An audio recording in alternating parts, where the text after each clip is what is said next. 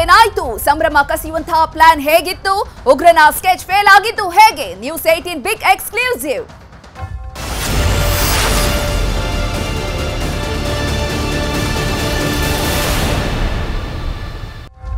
ಬೆಂಗಳೂರಿನಲ್ಲಿ ಓಡಾಡ್ತಿದ್ಯಾ bike bomb ಇದ್ದಂತಹ ಬೈಕ್ ಈಗ ಏನಾಯ್ತು? ಈಗ ಎಲ್ಲಿದೆ? ಇಂಥ ಪ್ರಶ್ನೆ ಇದೀಗ ಎಲ್ಲರನ್ನು ಕಾಡ್ತಾ ಇದೆ. ಪೊಲೀಸರ ಜೊತೆಗೆ ಯಾವ ಕ್ಷಣದಲ್ಲಾದ್ರೂ ಸ್ಫೋಟ ಆಗುತ್ತಾ ಈ ಬೈಕ್ ಬಾಂಬ್? 8 ತಿಂಗಳಿನಿಂದ ಓಡಾಡ್ತಿರುವಂತಹ ಬೈಕ್ ಬಾಂಬ್ ಇದು. ಹಾಗಾದ್ರೆ ಏನ್ ಬೈಕ್ ಬಾಂಬ್ ಅಂತ ನೀವು ಅನ್ಕೋಬಹುದು. ರಾಮೇಶ್ವರಂ ಕೆಫೆ ಬಾಂಬ್ ಬ್ಲಾಸ್ಟ್ ಪ್ರಕರಣ ಏನಿದೆ ನೋಡಿ, ಅದರಲ್ಲಿ ಬಂಧಿತ ಆರೋಪಿ ಇಮಾಜ್ ಏನಿದ್ದಾನೆ, ಆತ ಹಿಂದೆ ಬೈಕ್ ನಲ್ಲಿ ಬಾಂಬ್ ಇಟ್ಟಿದ್ದಂತೆ ಮಲ್ಲೇಶ್ವರಂ ಬಿಜೆಪಿ ಕಚೇರಿಯ ಮುಂದೆ. 8 ತಿಂಗಳಿಂದ ಕೂಡ ಬೈಕ್ ಓಡಾಡ್ತಾ ಇದೆ. ಯಾವ ರಸ್ತೆಯಲ್ಲಾದ್ರೂ ಕೂಡ ಸ್ಫೋಟ ಆಗುವಂತಹ ಸಾಧ್ಯತೆ ಇದೆ. ಯಾವ ಗಲ್ಲಿಯಲ್ಲಾದ್ರೂ ಕೂಡ ಸ್ಫೋಟ ಆಗಬಹುದು. 8 ತಿಂಗಳಿಂದನೂ ಕೂಡ ರಸ್ತೆಯಲ್ಲಿ ಆ ಬೈಕ್ ಸಂಚರಿಸ್ತಾ ಇದೆ.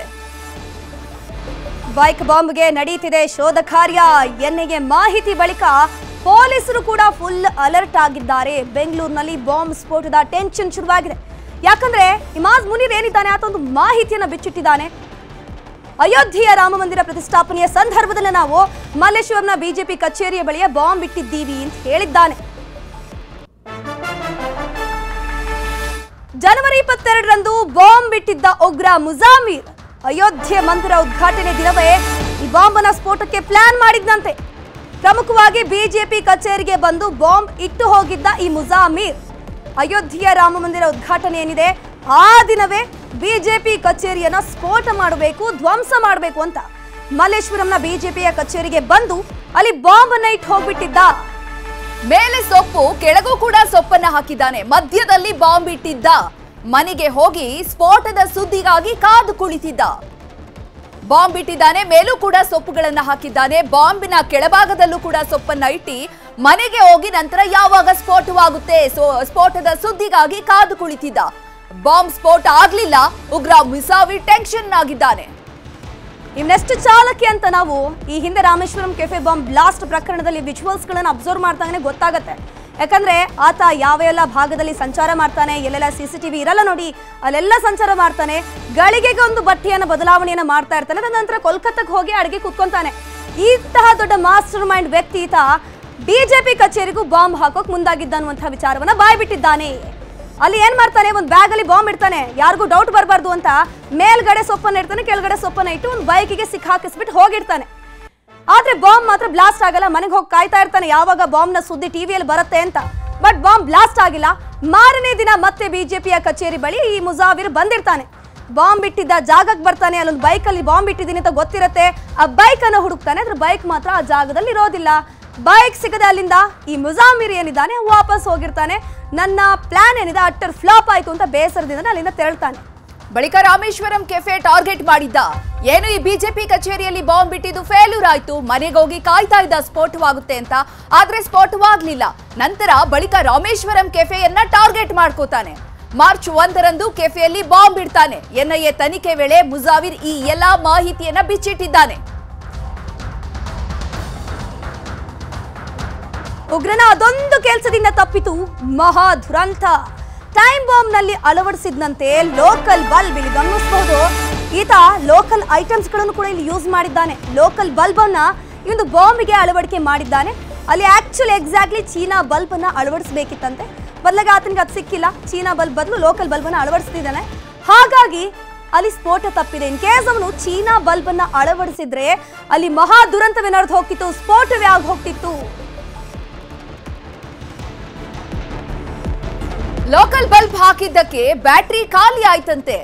ಇನ್ನು ಬ್ಯಾಟ್ರಿ ಖಾಲಿ ಆದ್ರಿಂದ ಟೈಮರ್ ಏನಿತ್ತು ಅದು ಆಫ್ ಆಗಿದೆ. ಇದರಿಂದಾಗಿ ಸ್ಫೋಟವಾಗಿಲ್ಲ ಬಾಂಬ್. ಎನ್ಐಎ ತನಿಖೆ ವೇಳೆ ಲೋಕಲ್ ಬಲ್ಬ್ ಬಗ್ಗೆ ಉಗ್ರ ಉಲ್ಲೇಖವನ್ನ ಮಾಡಿದ್ದಾರೆ. ನಾನು ಚೀನಾ ಬ್ರ್ಯಾಂಡ್ ನ ಬಲ್ಬ್ ಹಾಕಿದ್ರೆ ಸ್ಫೋಟ ಆಗ್ತಿತ್ತು, ಆದ್ರೆ ಲೋಕಲ್ ಬಲ್ಬ್ ನಿಂದಾಗಿ ಖಾಲಿ ಆಗಿದೆ ಬ್ಯಾಟ್ರಿ, ಹಾಗಾಗಿ ಸ್ಫೋಟವಾಗಿಲ್ಲ ಅಂತ ಹೇಳಿದ್ದಾನೆ.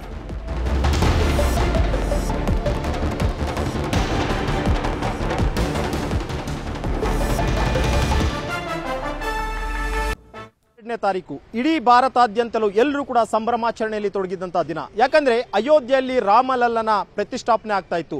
ಈ ಮಧ್ಯೆ ಬೆಂಗಳೂರಿನ ಬಿಜೆಪಿ ಕಚೇರಿಯಲ್ಲೇ ಕೂಡ ಅಷ್ಟೇ ಸಂಭ್ರಮಾಚರಣೆ ಆಗಿತ್ತು. ಯಾಕಂದ್ರೆ ಸಾವಿರಾರು ಸಂಖ್ಯೆಯಲ್ಲಿ ಕಾರ್ಯಕರ್ತರು ಬಿಜೆಪಿ ಕಚೇರಿ ಮುಂಭಾಗದಲ್ಲಿ ನೆರೆದಿದ್ರು. ಇದೇ ಒಂದು ಪ್ಲೇಸ್ ನಲ್ಲಿ ಸಾವಿರಾರು ಸಂಖ್ಯೆಯಲ್ಲಿ ಸಂಭ್ರಮಾಚರಣೆ ಜೊತೆಗೆ ಪಟಾಕಿಯನ್ನ ಸಿಡಿಸುತ್ತಾ ಸಿಹಿ ಹಂಚುವ ಮುಖಾಂತರವಾಗಿ ಸಂಭ್ರಮಾಚರಣೆಯನ್ನ ಮಾಡ್ತಿದ್ರು. ಇದೇ ಒಂದು ಟೈಮ್ ನಲ್ಲಿ ಏನು ರಾಮೇಶ್ವರಂ ಕೆಫೆಗೆ ಬಾಂಬ್ ಬಿಟ್ಟಿದ್ದಂತಹ ಮುಸಾವಿರ್ ಹುಸೇನ್ ಶಾಜಿಬ್ ಎನ್ನುವಂತಹ ಒಂದು ಉಗ್ರ ಏನಿದ್ದಾನೆ ಆತ ಇದೇ ಒಂದು ಬಿಜೆಪಿ ಕಚೇರಿಯ ಮುಂಭಾಗಕ್ಕೆ ಅವತ್ತು ಎಂಟ್ರಿಯನ್ನ ಕೊಟ್ಟಿರ್ತಾನೆ. ಅದು ಕೂಡ ಅಷ್ಟೇ ತನ್ನ ಕೈಯಲ್ಲಿ ಒಂದು ಬ್ಯಾಗ್ ಅನ್ನ ತಗೊಂಡ್ ಬರ್ತಾನೆ. ಅಂದ್ರೆ ಒಂದು ಬ್ಯಾಗ್ ನಲ್ಲಿ ಒಂದು ಬಾಕ್ಸ್ ಇರುತ್ತೆ, ಆ ಒಂದು ಬಾಕ್ಸ್ ನಲ್ಲಿ ಬಾಂಬ್ ಅನ್ನ ಇಟ್ಟಿರ್ತಾನೆ. ಅದು ಕೂಡ ಟೈಮರ್ ಬಾಂಬ್ ಆಗಿರುತ್ತೆ. ಟೈಮರ್ ಬಾಂಬ್ ಬಿಟ್ಟು ಅದರ ಮೇಲೆ ಒಂದಷ್ಟು ಸೊಪ್ಪುಗಳನ್ನು ಇಟ್ಟಿರ್ತಾನೆ. ಇಲ್ಲಿ ಸೊಪ್ಪುಗಳು ಏನಕ್ಕೆ ಇಟ್ಟಿದ್ದ ಅಂತಂದ್ರೆ ಆ ಒಂದು ಬಾಂಬ್ ಅನ್ನ ಇಟ್ಟೋದ್ರೂ ಕೂಡ ಅಷ್ಟೇ ಯಾರೋ ತರಕಾರಿನೋ ಸೊಪ್ಪು ತಗೊಂಡು ಹೋಗೋಕೆ ಈ ಒಂದು ಬ್ಯಾಗ್ ನ ತಗೊಂಡ್ ಬಂದಿರಬಹುದು ಅಂತ ಯಾರಿಗೂ ಕೂಡ ಅನುಮಾನ ಬರದ ರೀತಿಯಲ್ಲಿ ಒಂದು ರೀತಿಯಾದಂತಹ ಪ್ಲಾನಿಂಗ್ ಅನ್ನ ಮಾಡ್ಕೊಂಡಿರ್ತಾನೆ. ಪ್ಲಾನ್ ಮಾಡ್ಕೊಂಡು ಏನಿಲ್ಲ ಇದೇ ಒಂದು ಪ್ಲೇಸ್ ನಲ್ಲಿ ಸಾವಿರಾರು ಸಂಖ್ಯೆಯಲ್ಲಿ ಸಂಭ್ರಮಾಚರಣೆ ಮಾಡ್ತಿದ್ರು.